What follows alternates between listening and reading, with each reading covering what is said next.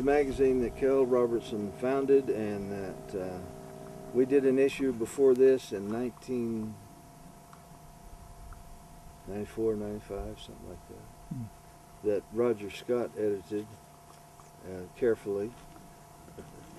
And Kell and I in that book were in a hurry.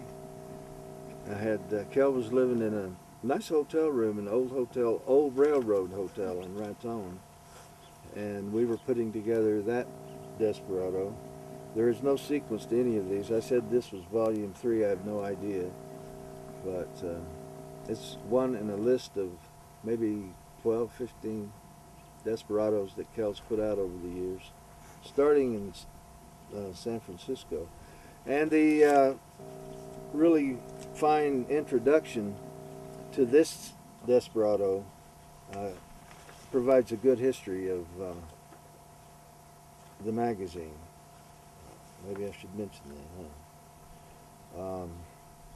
Copies of the first issue were delivered to Kell in October of 1969 by his old friend Ben Hiatt, who was a noted poet and part of that San Francisco poetry scene, who edited the Grande Ronde Review. Anyway, Kell says, Desperado welcomes submissions of poetry, prose, and artwork. Payment, unless a miracle occurs, is in copies or kisses. We're looking for good, solid work and realize that there are many good, solid opinions on what may or may not be. I'll read anything that comes in and be as fair as possible for a prejudiced bastard like me. Anyway, that's a good introduction. And the book includes some of the old San Francisco, I don't want to say old, some of the San Francisco poets.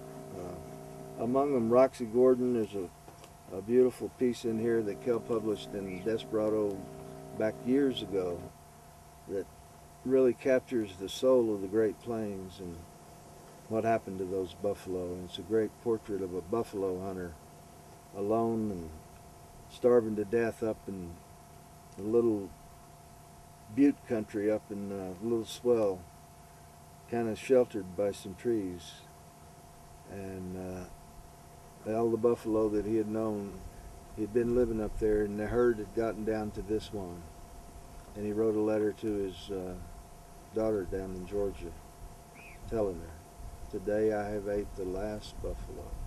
But that's Roxy Gordon's work. Tony Moffat,